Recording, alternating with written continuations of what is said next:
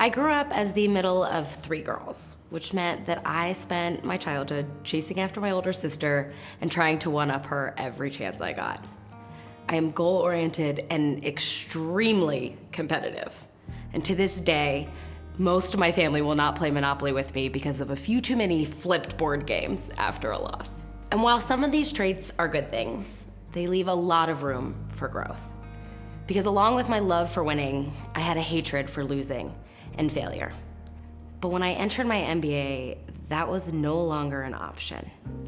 And in fact, before I had even started base camp, I had already failed.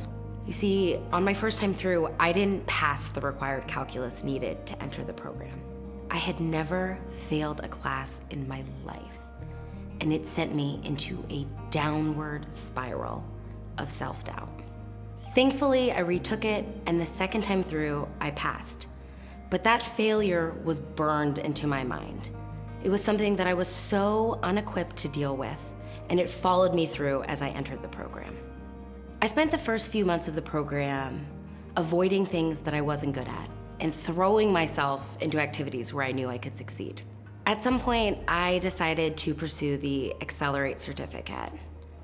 Honestly, it was mostly because it was another credential I could add to my resume. But as I went through the sessions, I began to dig deep, and I realized that I had always been motivated by fancy titles and awards and promotions, and that I often did things because it was what other people wanted, not because it was what I wanted. As I worked with Accelerate, I dug deep to identify what it was that I wanted to get out of my MBA program and my career, to prioritize those goals, and to identify strategies for dealing with failure. By the end of my first year, I was riding high. I had been elected to president of the Business and Technology Club.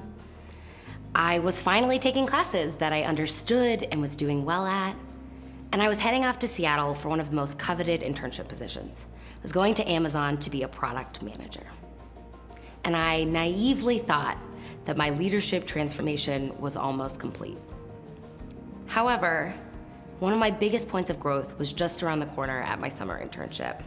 I chose where I wanted to go not because it's what I wanted and because it was a good cultural fit for me, but because it was considered the most desirable or the hardest to achieve. And by the end of my first week at my internship, I had gone home in tears. My work style was a terrible fit for the culture.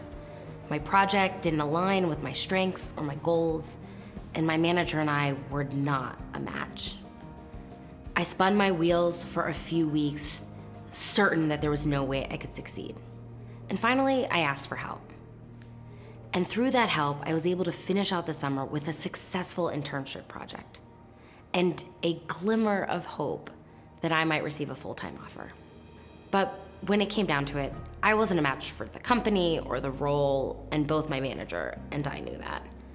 Ultimately, I didn't receive a return offer to be a product manager.